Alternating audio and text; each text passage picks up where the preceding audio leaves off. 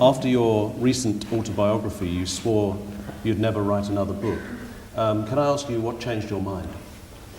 Well, I ran off with the editor of the Harvard Business Review and traveled the world and had literally hundreds of thousands of questions raised. And I realized my first book was an autobiography, but it didn't really answer the questions that were on people's minds.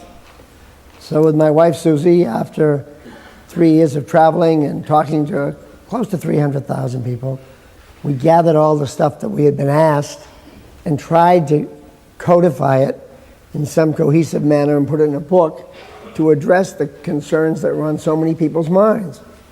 So that's, I thought I'd never do it again, but it's a hell of a lot more fun writing it with your wife than it is some writer, I'll tell you that.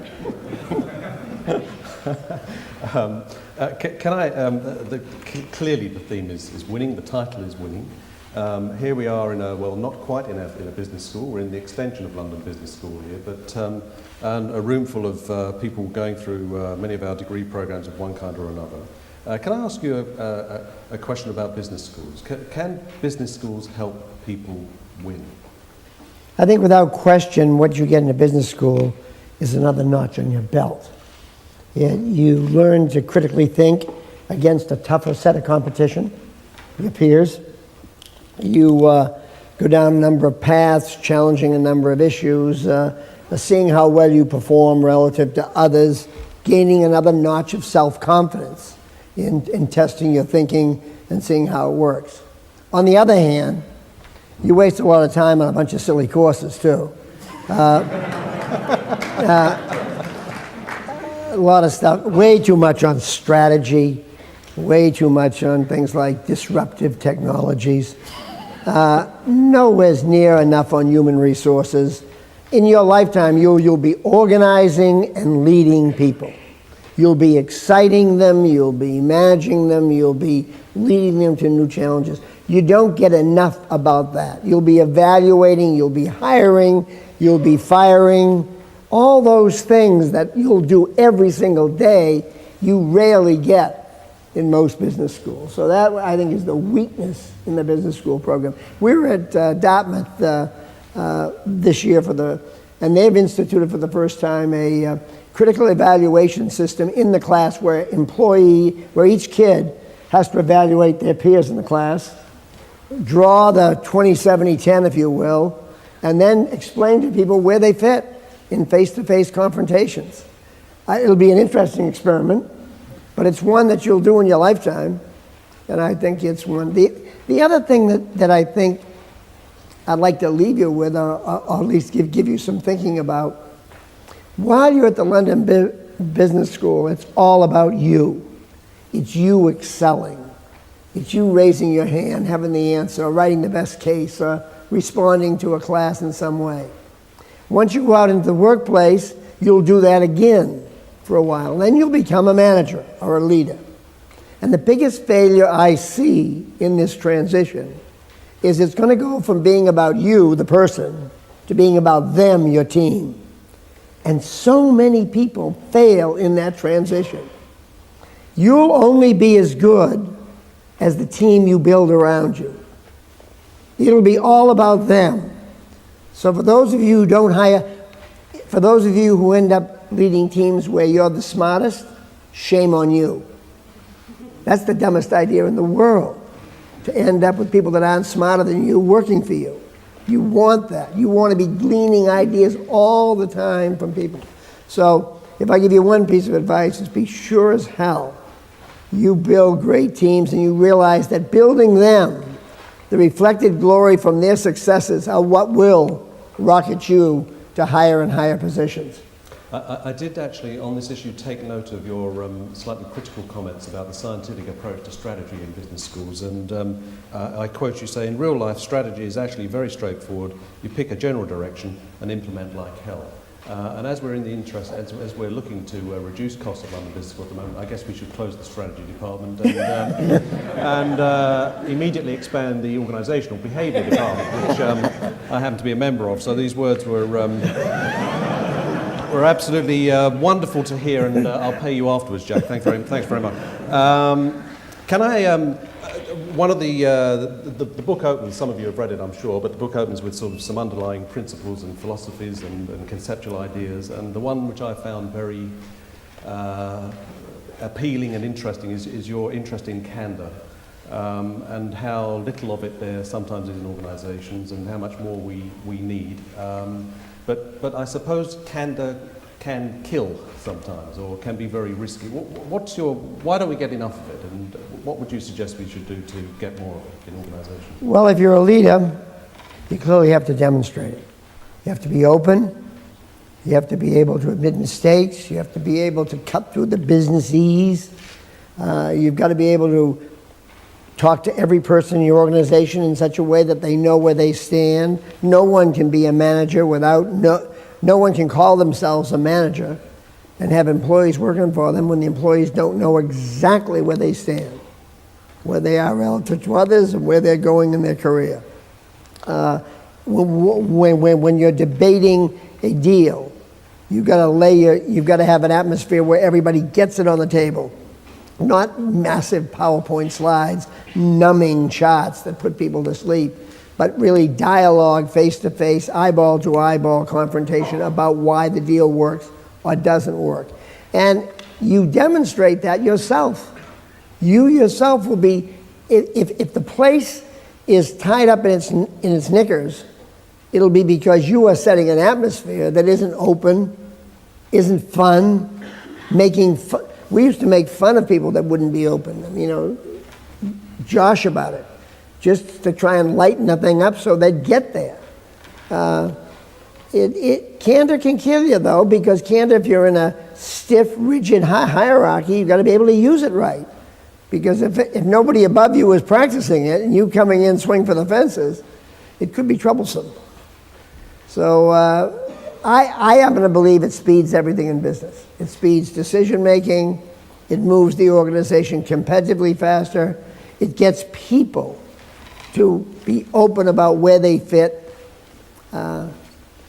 I was over at the BBC this week, and this place is the most paralyzed place I've seen in my lifetime. I mean, thousands of people are walking around frightened to death about what's going to happen. Are they going to get sacked? Every interview I had, they asked about, somebody here's going to get sacked in this new round we're going through here.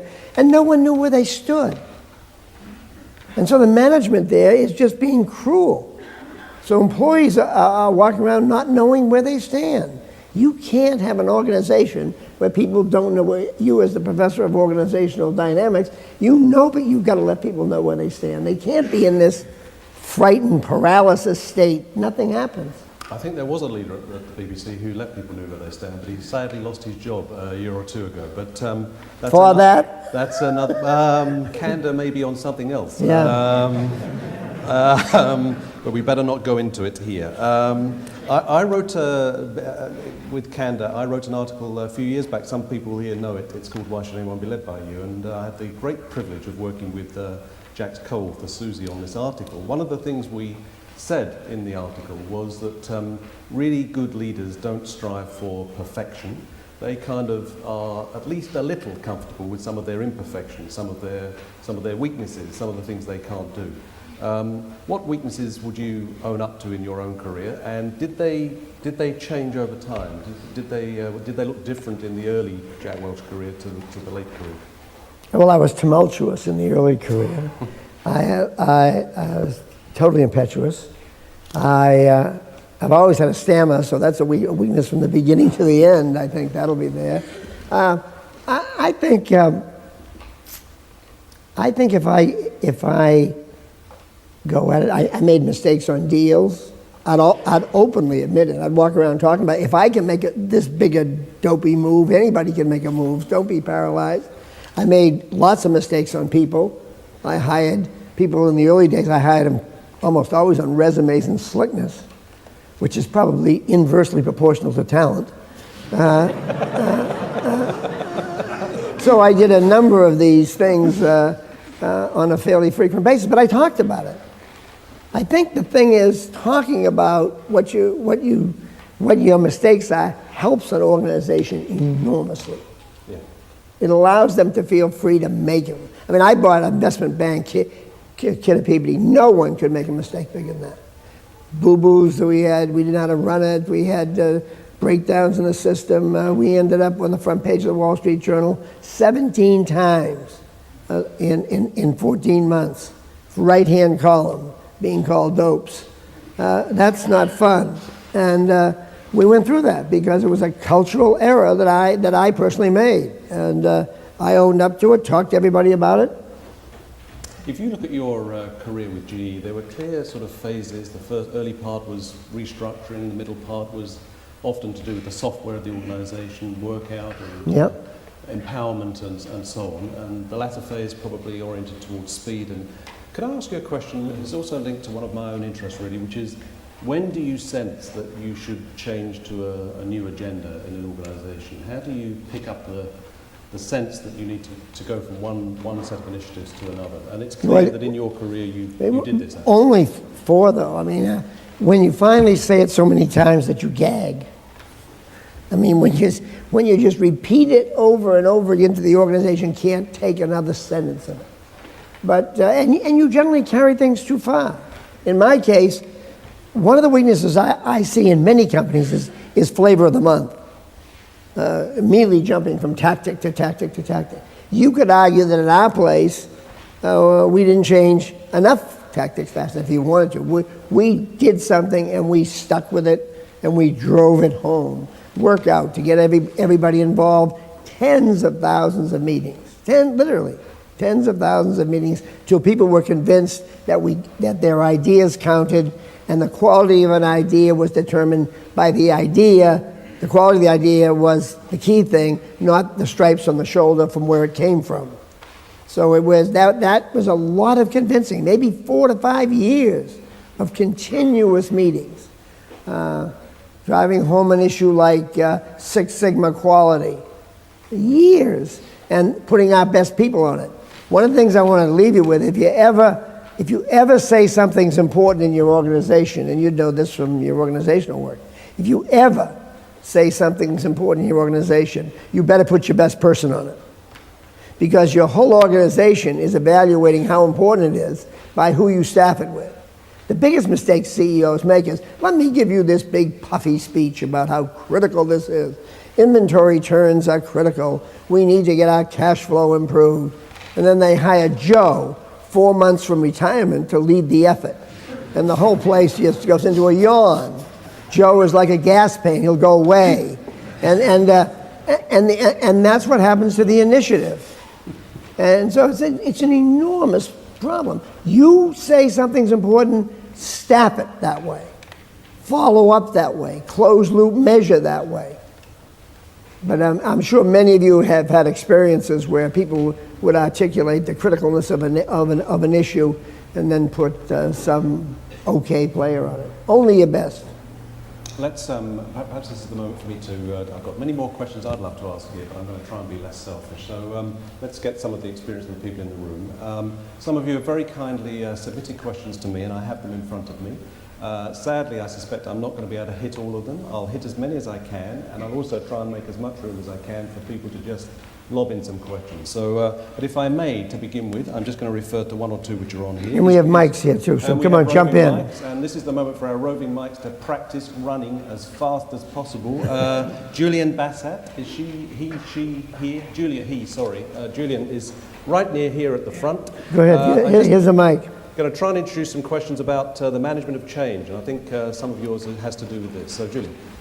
Good morning, Jack. I have a question on, in organizations like GE, which are very large, which includes different businesses, 4 different businesses, the question I have is when you have key initiatives that comes from the top, how do you ensure proper execution throughout the organization, different businesses at different levels? From your point of view, how do you ensure that execution?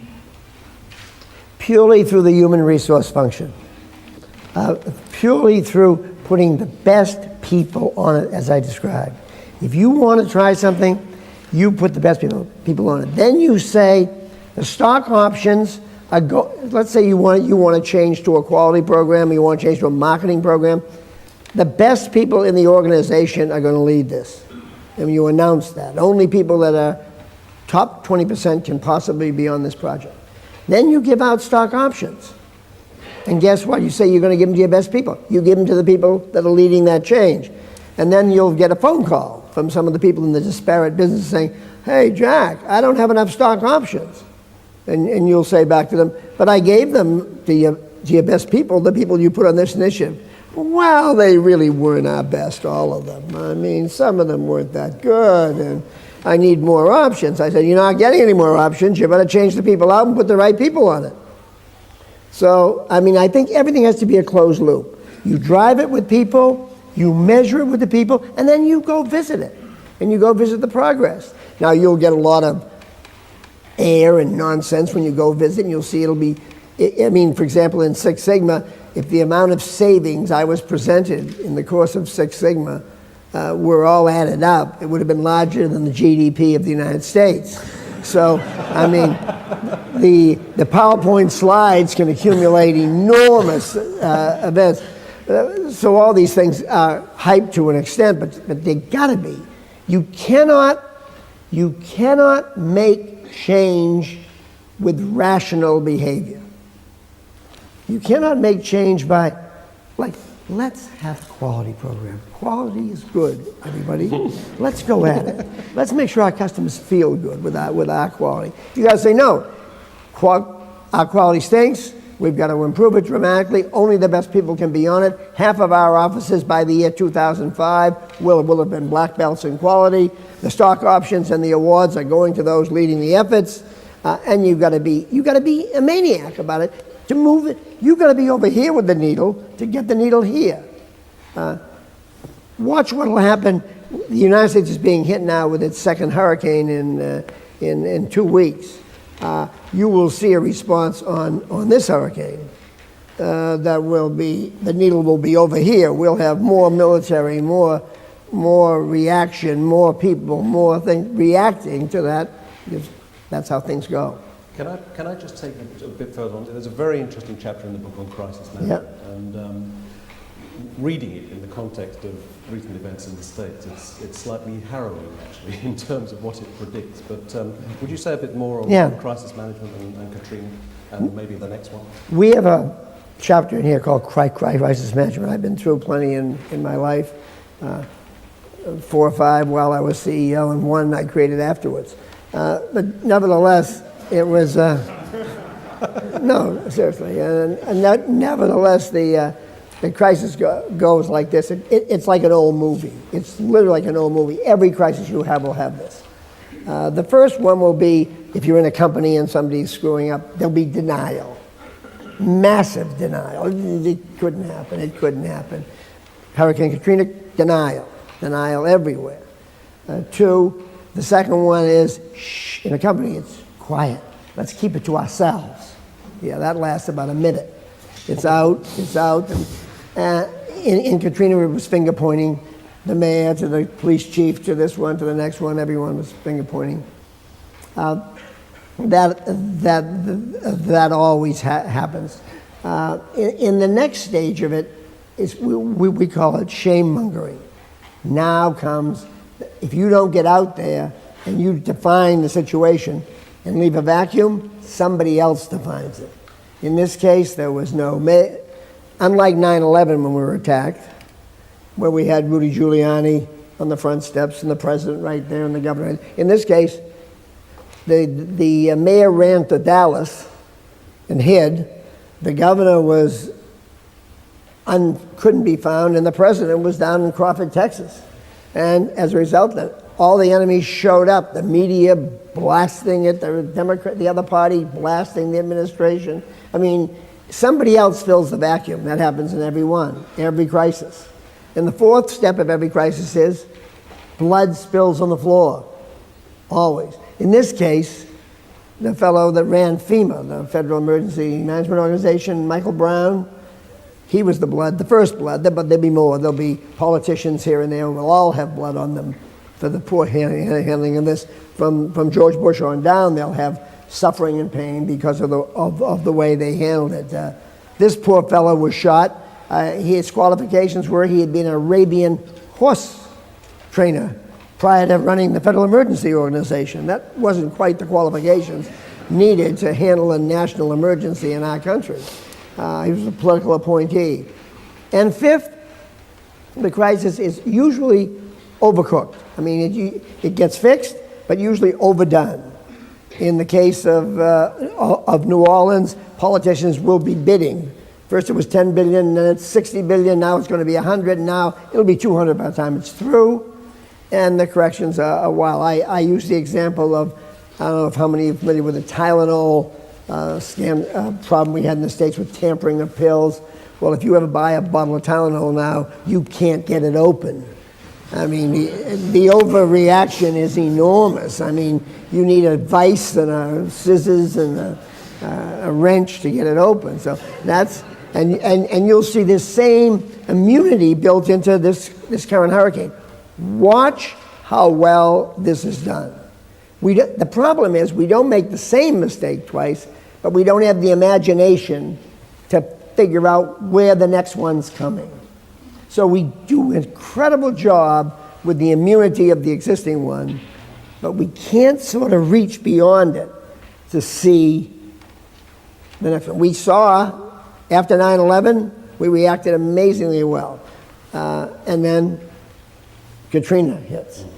London seems to have a tremendous resiliency. I mean, after the July 7th tragedy here, we were all amazed in the U.S. at the resiliency and the strength and the stalwartness of the British people. I mean, it was a tremendous show of strength. I mean, overwhelming compared to what we normally experience. So there's some resiliency in this society that's been through bombings and wars and battles between countries and other things, and that somehow it's able to cope so much better.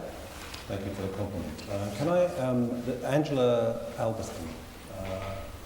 Angela? She here? Angela? No? Is Farhan Laji here? Farhan? He's at the back, yeah. Now we need a very fast sprint to the back. We're still sticking with the, is he there? We're still sticking with the questions on change. So let's hear from you. Well, my question was kind of hindsight. And kind of looking back, I was wondering if you could kind of give an example of a change that you instituted and when you might have turned around and said, okay, maybe that wasn't the right change to have instituted, and how you go about kind of fixing things when you've kind of made a decision, maybe in haste, or when you think that something's been done and you try to undo it. Could you help me with that one? Yeah, what I have in front of me is, did you ever introduce change in GE that you felt the organisation, frankly, couldn't handle? It was the wrong thing to try to do. I think that's the sense of the question. I think we probably, in Six Sigma, made the mistake of putting it in places it didn't belong. So in universally applying it to the company, it was totally rejected by the Hollywood community, in the creative community. I mean, it was just totally rejected. It made no sense in the end, and so we may have sent it to too many places. In the investment banking deal business in GE Capital, we may have sent it to a place that wasn't necessary. It works perfectly where there's lots of routine processes. It works incredibly well. It works well with dealing with customers to reduce variation in dealing with them. In the very back creative one-off deals, like a new comedy show, a new this, it's not something that I would have blasted it. But in order to make it important, we had to go everywhere. In some places, it was rejected. Rudy Hofsappel, is Rudy? Rudy's at the back. Maybe last question, but this is interesting on the organisational change issue and organisations. But Rudy. Yeah, hi, and welcome to London, by the way. I was just wondering, George Rathman, he was the founder of Amgen, and he said in one of his books... George Rathman, he was the founder of Amgen, and he said in one of his books that bureaucracy is for the people who are undisciplined and untalented, and it sort of creates a vicious circle that drives out the people who are talented and who may be less disciplined, but who take organizations forward. And you brought about so much change, but you were at the helm of this huge organization, which needs bureaucracy in a way. So how do you feel about that? Well, first of all, you make a value. In our case, the way I approached it was we had a values card, which were boundaryless behavior, which meant sharing ideas with each other. One of our other values, we had 7 values. One of our other values was hate bureaucracy and the bureaucrats that practice it. Published on a card. Very few culture cards in corporations say hate bureaucracy and the bureaucrats that practice it. We ridiculed bureaucrats. We went at them, and when I left 21 years later, I was still ridiculing bureaucrats because it's like an insect. You can't find it. Everybody wants to add a layer. Layers are sinful. Every time you add a layer, you've created a sin. We're not in a church here today, but I mean, you've created a violation. Layers just filter. They slow. And they're given out by bureaucrats in lieu of pay in order to give somebody a little promotion and have them sit on top of people. You should have spans that are wide. 15 people reporting to you, so you can't meddle in their activities. And when you don't do that, you build bureaucracies. Now, you'll never get bureaucracy out of large institutions. It's needed to run the system. All you can do is flail against it with everything in your body to try and minimize it, so you do keep the excited entrepreneurial spirit in the company, and you don't lose those people you mentioned who can't stand working for bureaucrats and filling out forms and doing all that. So, I mean, it is something that you'll never stop fighting, but if you recognize you have it, and I'll tell you, if you go to a company of any size of several thousand people or more, you've got it by definition. You've got to fight like hell to get rid of it because it's nothing but trouble. Can I ask for some questions just going outside organisations? I'm going to move to the issue of outsourcing and Stephen Wang in a moment, but there's a question far right, who's probably not on my list here, but if Stephen Wang's here too, perhaps he can grab a mic for the next question. So before that, yeah. Jack, you're a known advocate of rank or gap, an assessment system that rewards employees who do well, but gets rid of those who don't. And Could you get the microphone nearer? You said that this helps people know where they stand. But that system's also being questioned, not least at Enron, where it did create a supercharged competitive culture, but also a situation where people cut corners. Can you comment on that, please? Yeah, I wouldn't classify Enron's problems with the differentiated management system. I think that's a long cord to stretch to that. And Enron had a flawed culture where people cheated, just plain cheated. If you read the book Conspiracy of Fools, you'll get a first-hand read on what went wrong at Enron. And it wasn't a human resource system. A human resource system that differentiates people, lets people know exactly where they stand. It allows people in the top 20 to be rewarded, the middle 70 to be encouraged to get there, and it identifies the bottom 10.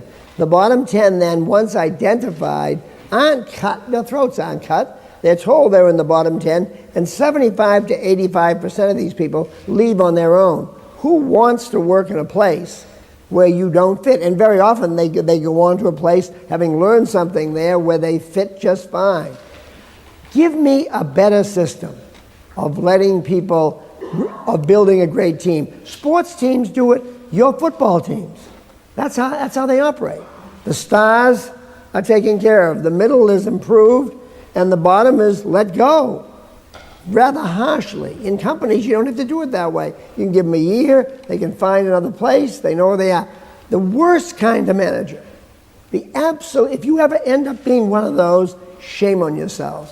It's the kind manager. I'm too kind to let anybody know where they stand. I don't want to tell people their shortcomings. I don't want to do that. Then a recession comes. A slowdown in the market comes. And all of a sudden, you go in, and you have to talk to Harry. And you say, Harry, business is terrible. We've got to cut costs. The Chinese are here with a lower cost product. We've got to do something. And Harry, I'm sorry, but you're going to have to leave, Harry. And Harry said, why me? He said, well, you aren't very good, Harry. You really haven't been very good. And Harry said, but I've been here 31 years, and no one's ever told me that. That's the BS system. That's the system with the kind managers. It's the cruelest form of leadership known. It's like keeping bad businesses and having them as orphans over to the side, where the worst people hang out, the leper colony, where they hang out with weak businesses and no market position, and everybody sort of stays away from them. That's the same sort of thing, but don't face into it. You sell a weak business to a strong company. I sold an air conditioning business where we stunk in. We were about 10, 11% share of a central air conditioning business. I sold it. The company went crazy. It was one of our core businesses. We had never made much money in it. I sold it to a company called Train, which is a large air conditioning company. I called the guy that was running it about a month afterwards. And I said, Stan, tell me, how is it being with Train? He said, Jack, you can't believe it. I love it. He said, my boss loves air conditioning. The people around me love air conditioning. Every day I saw you, you hated air conditioning. You hated the business. You bitched at me all the time about my results. And now I'm with a place that air conditioning is everything. So you don't do any favors carrying losing businesses or people that are weak until later in life when they don't have options. You all have an obligation as early as you know somebody's not going to make it, to give them a chance to start again somewhere else, and not carrying them into their 40s and then 50s when their options for careers are limited. We're back to the issue of candour again, and perhaps I should share something with you, Jack. I support a soccer team in London. It's called West Ham. It specialises in selling the top 20 players and keeping the bottom 10. It sort of explains a lot to me now, actually. It might be a reasonable economic model. Steve Wang, I think, is going to take us to the issue of outsourcing. Thank you for coming to London Business School. And after reading so many useless cases on strategy, I already forgot my question. So can you help me, Professor, read my question? You've forgotten your question. Fantastic.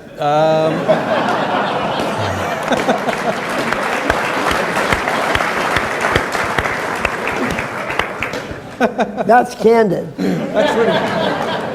That's really candid, and I'm just making a note of his name. The question, I think, Stephen, that was burning in your mind yesterday is a recent trend has to do with business outsourcing to achieve low cost. Companies move manufacturing to China, to accounting functions to India, engineering work to Poland. It's a good question.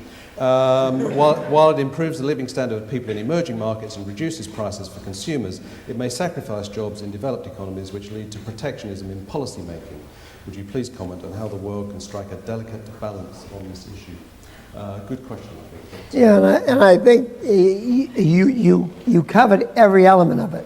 The have-nots get what the haves have through this, which is all good as we become more intertwined economically. The chances for peace are better and better.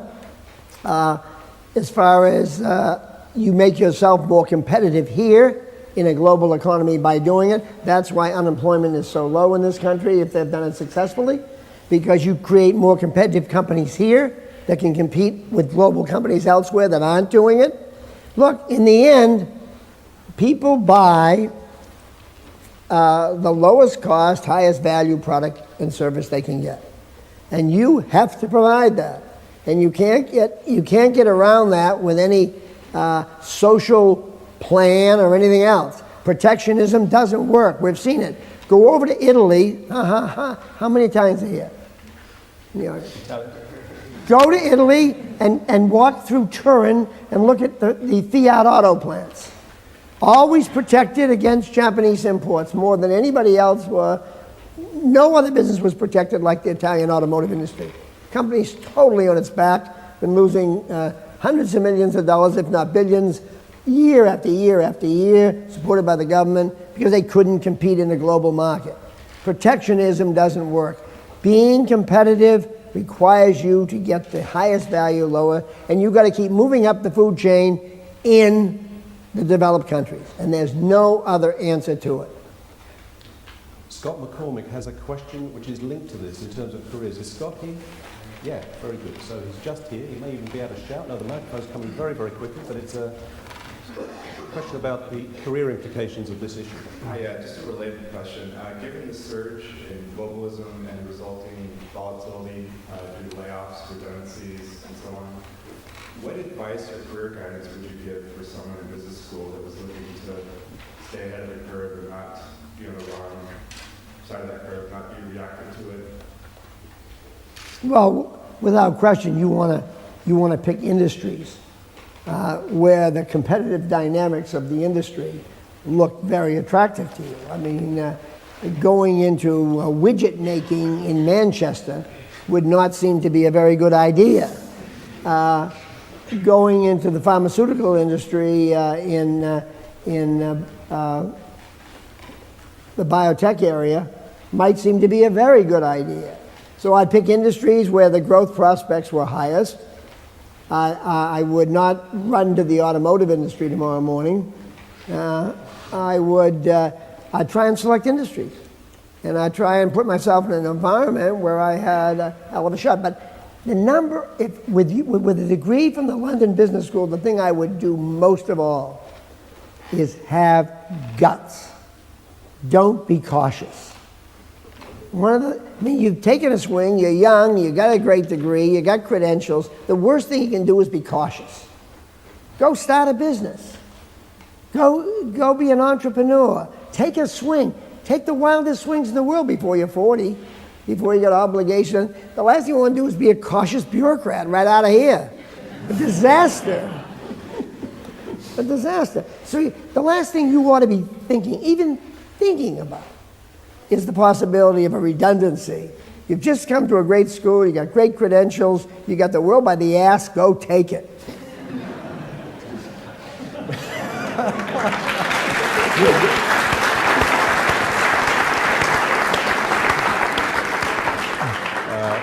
There's evidence that people take that to heart because we do actually run entrepreneurship programs here and now. Some of them, the entrepreneurship elective is some of the most popular courses that many of the MBA students. Well, in our tour in the U.S., it was really exciting to see at business schools, 15 to 20% minimum of the kids were going out and starting their own businesses, and they were standing in line with a book signing and talking to us about the business they were starting, and they ranged from A to Z.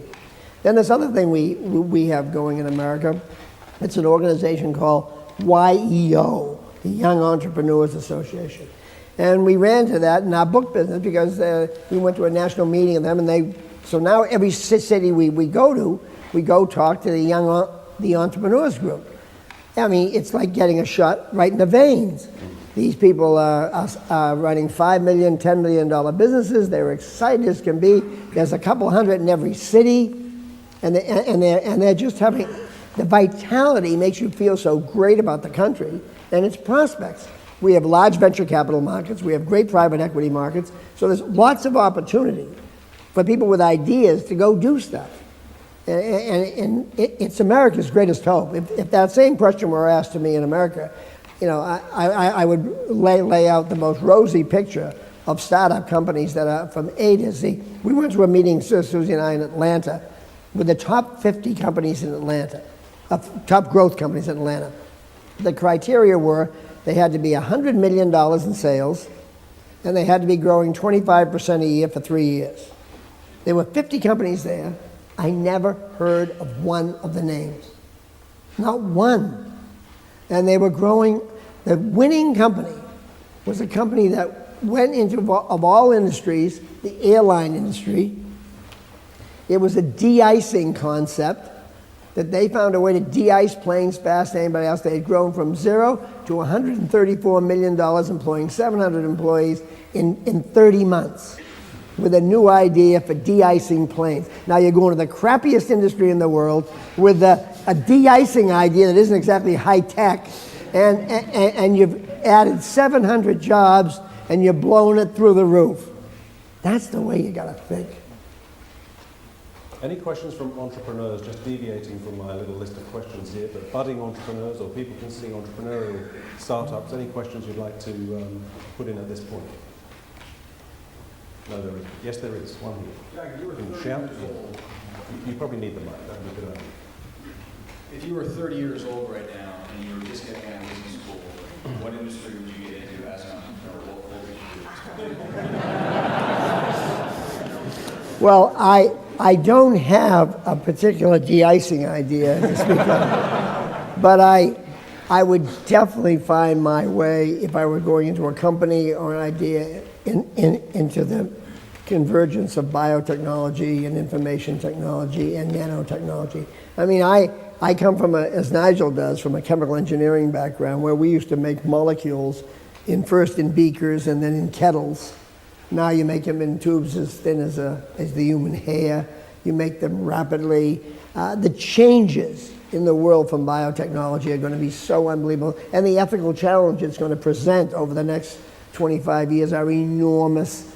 I mean, it's just fermenting area. And if you look in Boston, we have a 128 corridor that's known as Silicon Alley there, and same as Silicon Valley in the West Coast.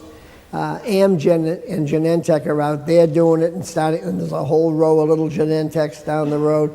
And in Boston, there's a company called Genzyme, and there's rows of Genzymes, office after office with entrepreneurs starting up. It's the chip business all over again now in biotechnology.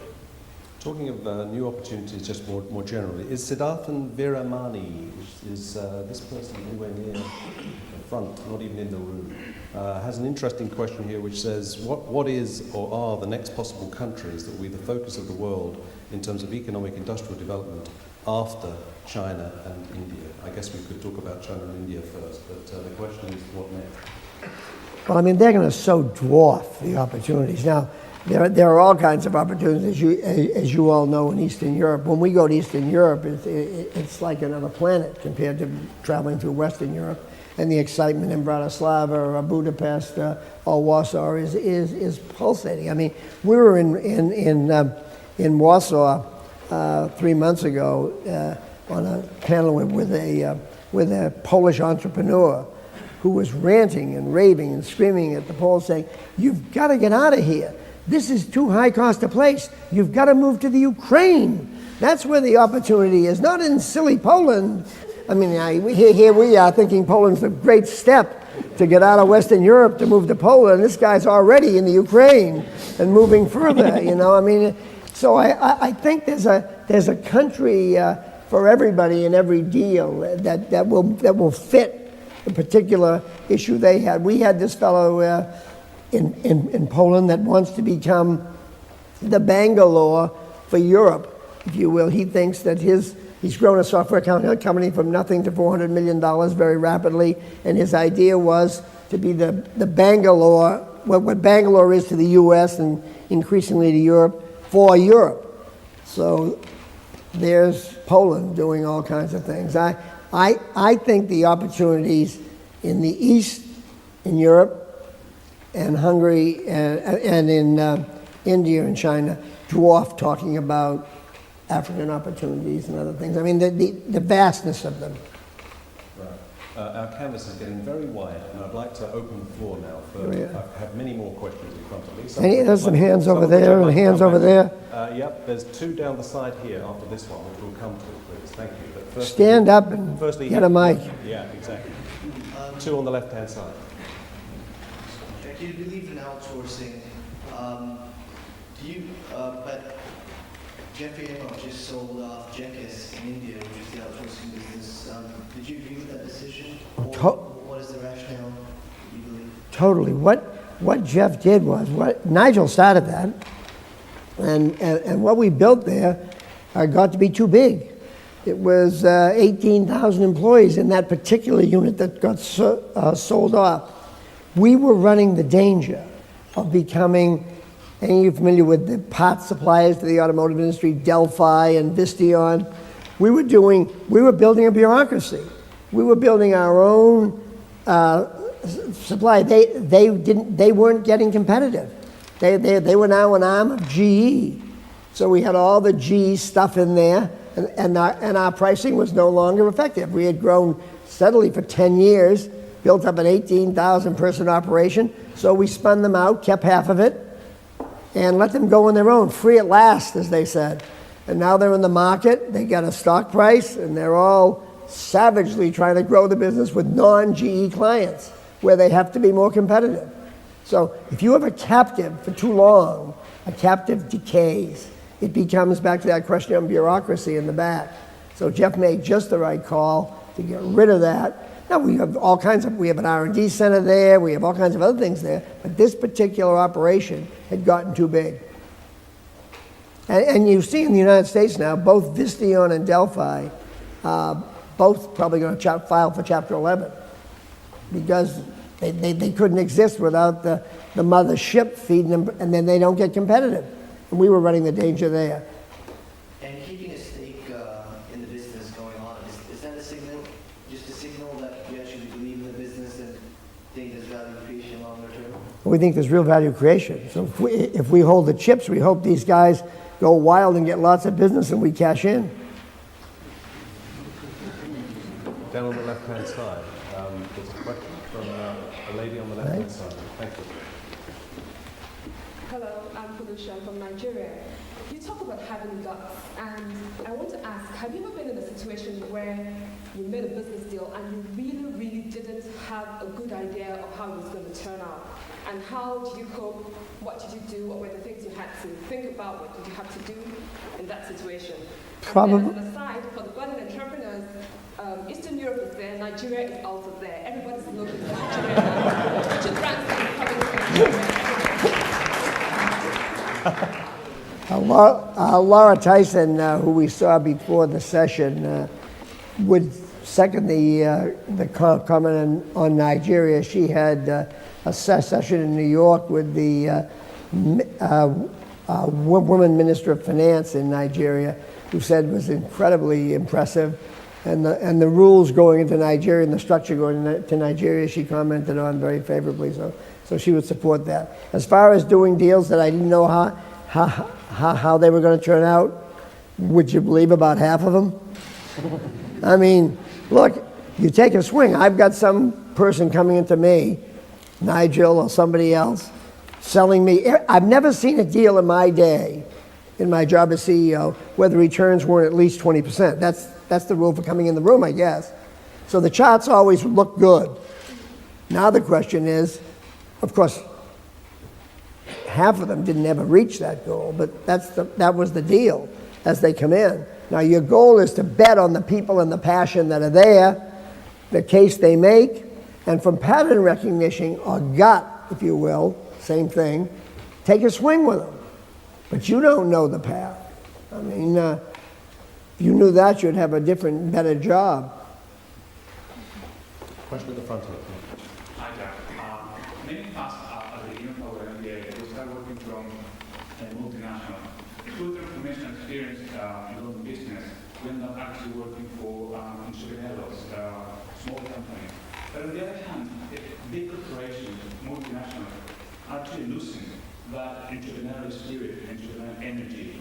So from a GE point of view, from big companies' point of view, how would you keep that energy in-house? Well, you fight like hell to keep breaking it down to smaller units.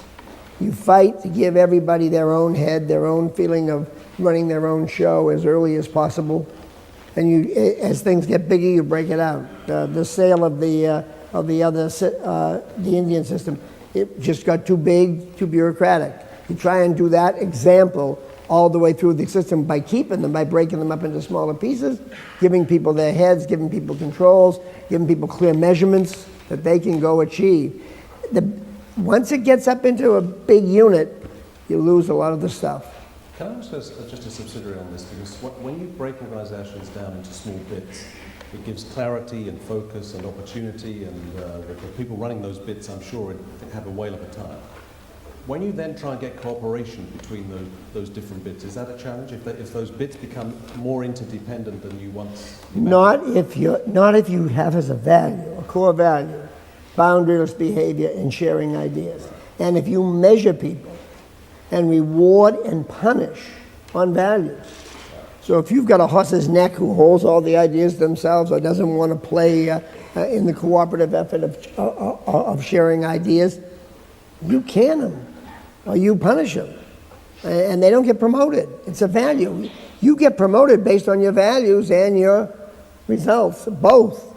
And if you don't have the right values, and you gotta mean it. You know, one of the things that companies don't do very well is when they let somebody go, they let them go generally with the phrase that says they want to spend more time with their family and the children, and they're leaving for personal reasons, even though they stole from the company, okay? Now, you ought to, if somebody has an integrity violation in your company, you ought to hang them right in public and let everybody know this person is leaving because they stole.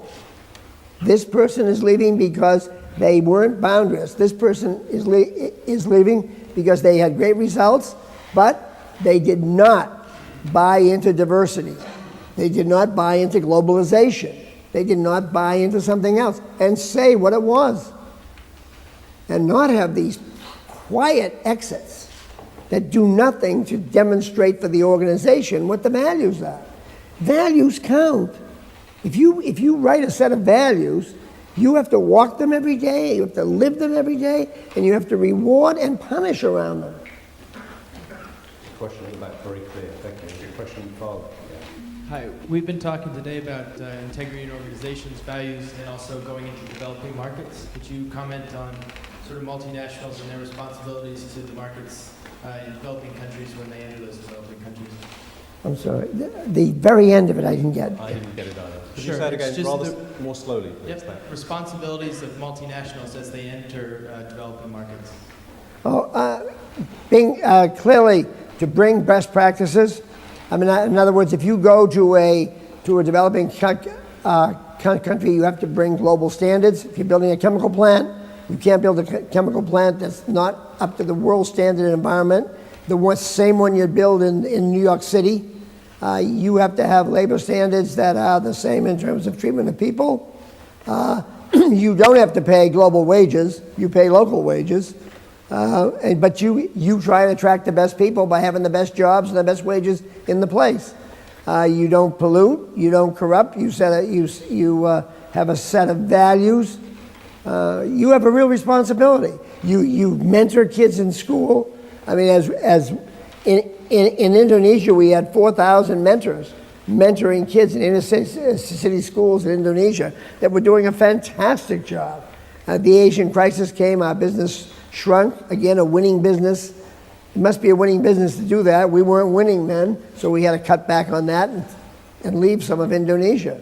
But winning companies have an enormous responsibility wherever they go. Losing companies can't do anything. They can't give back to the community. They can't pay taxes. Their employees are scared. Winning companies employ. GE has 55,000 people mentoring kids in inner cities around the world because they're a winning company. They can afford to give back, and their people know they have job security. Two questions very close to each other, just here. So let's go to both. Mr. Welch, thank you very much for coming and not stopping at your first book, Straight from the Gut, and going on to this one. I think it'll be a good reference for all of us. My question is more on leadership in general. So if you take yourself back to 1980 when you were appointed as CEO, yep. When I know in Connecticut, where the corporate headquarters was, there were one of your colleagues heard somebody over talking, saying that you weren't the right guy for the job, and there was a lot of naysayers saying that they should have picked someone else for CEO. Looking back historically at your life, you seem to be a fighter, and you were very competitive when you were in Massachusetts in sports, and you overcame a lot of objectives. So my question is, when they said you couldn't make it, how did that make you feel? And did you in turn use that to be a better leader for GE?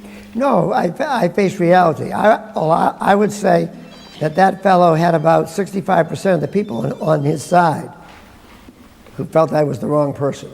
I came from an entrepreneurial side of the company. I was the first employee in plastics. I hired the second employee and the third employee. We built a rebellious group up there. We built a several billion-dollar business. We brought in kegs of beer on Friday. We partied like hell at every celebration we possibly could. The corporation didn't know much about us because it was called General Electric, and they didn't know anything about plastics, so it didn't bother us. I then got other divisions, medical, and they were added on one by one, and I never left Pittsfield, Mass. I stayed out of headquarters for my entire career for the last 2 years. So I had a cadre, a band of probably 35% of the people who had dealt with me, who thought it was great that I got the job, and I had 65% of old GE who was scared to death about me getting the job. And so I had to develop, and I brought with me the methods that worked for me. Fun, candid evaluations, celebrations. Look, work is, you've got to make work fun. Some of these people I think any one of you that goes out to work and becomes a manager and is a bore should slap yourself, right in front of the mirror. Nothing's worse than boring managers. Dullards who sit there and give orders and tell people what to do. We had lots of that. We had lots of bureaucracy. We had time. I was number 27. I literally had a number. My layer was 27. There were 26s, 25s, 24s, 23s, all the way down to 1s. I changed that to 5 bands. So people weren't moving across the country to go from 12 to 13, disrupting their families, tearing up their lives. So I had a really a wonderful group of supporters that we gradually got to convince the company after several years that this was the way to go. By the time I left, we had surveys that 92% of the people loved the management and loved the direction of the company. When we started, we were below 50. So, it was a long road. It was 21 years, and it wasn't overnight. You don't make these changes overnight. I'd say it was 7 or 8 years before we really had full buy-in. These things aren't easy. But I wanted GE to use its size,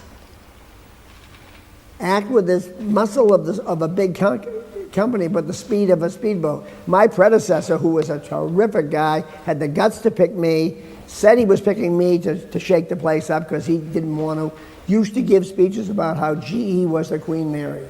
It could handle heavy waters. I wanted GE to be a little tiny speedboat.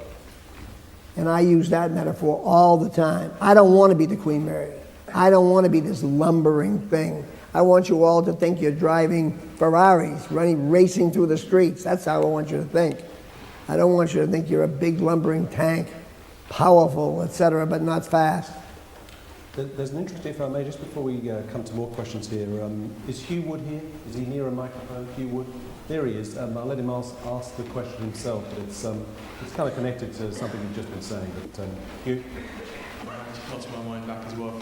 Casting your mind back. Would you like me to remind you? Basically, how do you feel about the fact that nowadays quite a lot of companies are very candid about essentially mimicking lots of the management systems that GE, I think I read the guy at Siemens recently talking about how they're very much managing the business along the same lines that you developed for GE. I just wondered how you feel about that. Is that terrific? No, that's what I'm. Look, this book, Winning, that my wife and I wrote, or my wife wrote and I talked, really is a codification of a way of doing business. It isn't the only way, but it is a way. It is a defined way. And the reason it's selling like crazy in the U.S. and hopefully around the world is, and the money all goes to charity, so we're not here to make a buck off a thing. $12 million goes to scholarships for inner city kids, not a nickel to us. But we're out selling this book because we believe it makes companies more competitive, it makes business more fun, and it makes winning companies hum. And in the States, you'll see managers come by and buy 20 for their team, and they're giving out a chapter on candor, a chapter on budgeting, a chapter on strategy. And they're having these sessions. And the people are saying, debates. Have we got enough candor? Do we have too much? Do we want more? Or are we satisfied where we are? Here's the way they're saying you ought to budget. Do we want to do it that way, or don't we? Or do we want to do it our own way? Or do we want to modify ours somewhere in between? That turns our crank, when people are debating the ideas in the book. This is just one way of doing it. It's not the only way. It's not perfect. It's the best way we know. And to see Siemens announce Klaus von Kleinville yesterday basically saying, I'm going the GE way, it's right in the veins, right in the veins. I have to say, I read the chapter on budgeting last night, and it confirmed all my worst fears about what budgeting can be and how it can get better. And a really useful chapter. But very good. There's someone here who's been waiting very, very patiently next to, here we go, and then we're going to go to the back. There's someone right at the back. Thank you. So firstly here, thank you. I have a question, how you work with people. Suppose you're thrown in a very culturally diverse team and you have to meet... I'm sorry, I'm finding that... You are thrown in a culturally diverse team with the people you have to work with, and you are on a very tight deadline. What key criteria you use to differentiate the performers versus the non-performers, and do you change that criteria depending upon the different composition of the team? I apologize. I think that was a question about differentiating between high performers and low performance in a very tight deadline. Tight deadline. Yeah. Well, you're not evaluating people in a snapshot decision. People are evaluated over periods of time.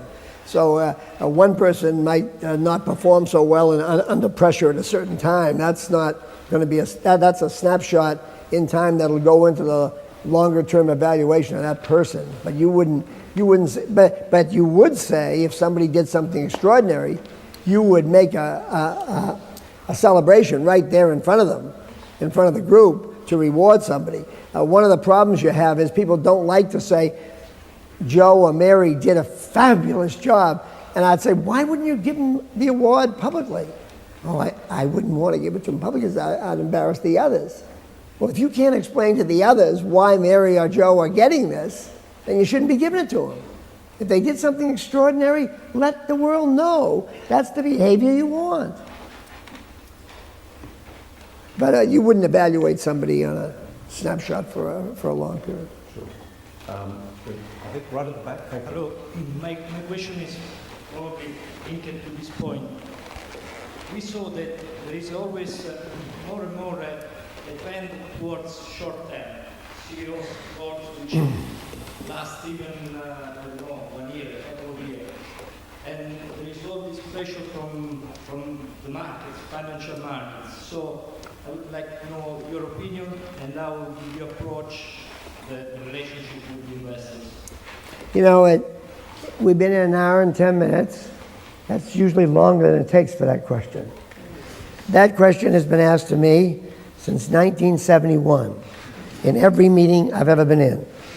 How do you balance short and long? There's more pressure on short and long. I've never been to a G employee meeting where there wasn't a screaming session about we're too short-term focused. Well, I was CEO for 21 years. That's a reasonable period of time. And we grew faster at the end than we did at the beginning. Look, your job as a leader, is to differentiate resources, allocate resources. And you've got to eat and you've got to dream. And you've got to do both. Any jackass can get short-term results. They can eat. They can squeeze for 1 year, 2 years. Any jerk can say, look, to the financial community, come back in about 5 years, I'll have my dreams implemented. You'll get no money. You won't be able to raise capital. You've got to make those calls. That's where a good one is differentiated from a weak one. If you can eat, do well in the short term and invest for the long term, that's what your job is. You have no other job. I mean, anybody can do one or the other. You're at the London Business School to learn how to do both. That is what you're really learning here.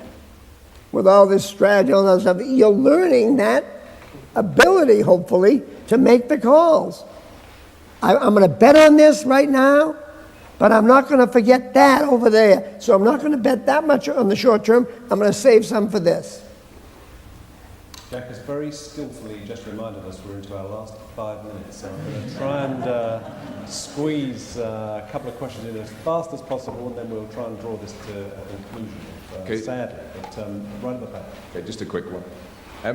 When a company has a hugely successful CEO, a transformational man, succession planning can be an acute problem. Do you think GE has successfully managed this process and has appointed a person? They may have appointed a manager to manage the assets rather than a new leader to drive the business. Do I think GE? The question is, company succession plan. Am I happy with the GE succession plan? Comment on the succession planning process. Could you keep the microphone near you, please? A comment on the succession planning process itself, particularly with a CEO with such a large legacy. And is there a danger that in the process people err on the side of caution and seek a manager to manage the legacy rather than seeking another transformation leader to take the business forward? It's a great question. It's really good. In our case, we worked on it for 6 years. We had 22 candidates initially identified. We had 3 of the most obvious, 7 in the probable category, and 12 in the long shot category in 1994. Of the 3 finalists, they all came from the 12 in the long shot category, which shows you that people do change, minds change, situations change, and you can't lock yourself in to any one or another. We ultimately got down to 3 people. All 3 were brilliant, exciting leaders. We picked one. The other one went to Home Depot. The other one went immediately to 3M. I believe that in any race like that, you want the 2 people that don't get it to get out of there. You don't want groups forming around, because each person had their own group, and you want the CEO to have a clean slate. In this case, the person I selected, I knew was a change agent, self-confident, captain of the football team at Dartmouth, done all kinds of things. The first thing he did was change the slogan. We bring good things to life, to imagination at work. He sold off some businesses right away. He bought a couple of big businesses, and people say to me, God, he's changing everything. How do you feel? I feel wonderful. I mean, I'm not tired. I just didn't have any more ideas for that business. And we wanted fresh eyes. We wanted to repot the plant and have somebody come in and change it. And he has not had a down quarter since he's gotten the job, even though he got the job on September 9th, or 10th, I guess, 10th. The day before the disaster, he got the job. And in the last 3 quarters, he's grown every quarter over 20% in earnings. With the change mix of businesses. So it's exciting as hell to see it happen. I mean, the last thing you'd want to do is to retire and have somebody manage the same stuff you were managing. Shake it up, change it. Now, the one thing that has stayed constant is the people that are there are all the people that were there when I was there. We bought into the same human resource system. We bought into the value system. We bought into the type of people. But the people are now doing things in a different fashion they were doing when I was there. I think we've got time for one more quickly, if I may, just to the right, I'm afraid. That's going to be it. Yeah. How you doing, Mr. Welch? Thanks for coming to London Business School. I just wanted to quickly ask, you talked quite a bit about values. You talked about, we talked a bit earlier on about going into developing countries and operating there, and you've made clear your feelings about bureaucracy. I guess my real question is, a lot of times when you make the decision to go into a new market, the values of the corporation may be in some cases at odds with either the culture that you're going to operate in, or in some cases the bureaucracy. I guess I'm particularly thinking about Yahoo being in the press lately with the whole row in China and information sharing, which some people say is illegal, some people just think is unethical. Have you experienced that? How do you navigate that as a multinational that obviously wants to go into new markets? And what are your thoughts basically? Well, the biggest problem that we had in the 80s was the global corruption problems. I mean, some countries actually had bribes as a deduction. Developed countries in Western Europe, bribes as a deduction. In Germany, for example. And we couldn't do that. And we would lose business in some of the developing countries. And over time, having your principles hold, people ended up coming your way. It takes time, but bureaucrats and policymakers don't want to end up in corruption eventually as countries change and modernize. The other thing I think that happens, let's talk about values. Our basic values in GE are giving people voice and dignity. Giving them dignity by letting them know where they stand, letting them speak out, letting them have voice by listening to their ideas. Those values translate in any culture. People say, how can you bring these same values to China? Well, people in China want voice. They want to be respected. They want to know where they stand. Evaluations work. Thailand, which is a very soft country, very interested in candid evaluations of performance and where they're going. People want to know how they're perceived in organizations. It's reality. It is reality. And so if you do that, and you do it in a transparent, open way, you will be welcomed in about every culture. I want to squeeze in one quick question on behalf of my friend sitting in the room here. In the book, you have a part about what's the single most important question to ask someone at an interview. And there's a question here, it's attributed to two different people, which is why I'm going to read it out. But it's an important one for people sitting in this room. It says, when London Business School students go for their job interviews, is there any one question they must answer, if not asked, and volunteer if necessary, before they leave the interview? Well, we have a page in the book that I'd like to go to first of all, rather than go to the one question. I think there are 5 things that you consider, and the book has a chart on this. As you go out to interview a company, there are 5 things you ought to consider. Number 1, do the people that you're going to work with, are they your type of people? Do they have same sensibilities? Do you laugh at the same stuff? Or are they, in fact, do you have to put on a persona to be there? If you're a stiff and you're going to a loose place, it might not work too well. So try and figure out the sensibilities of the people as well as you can. Secondly, go to a place, if you're not going to be an entrepreneur and start something, go to a place where you can learn, where you're not the smartest person in the room, where there are people all around you that can teach you things. This is a never-ending learning process, so look for that in the company. Look, do they have smart people? Third, go to a company, you've got a brand now, and the brand's London Business School. Now, don't blow the brand by going to a lousy company. Go to a company that has a great brand, you can use that brand to go to the next one. Microsoft, for example. If you went to Microsoft 10 years ago, you could be hired by anybody and they'd say, I want a Microsoft person. When I was a chemical engineer starting out my plastics business, I used to search, and whenever we could hire somebody from DuPont, we thought we had hit the jackpot. Now, some of them were dopes, but we were thrilled to get them because they came from DuPont. They must have known a lot.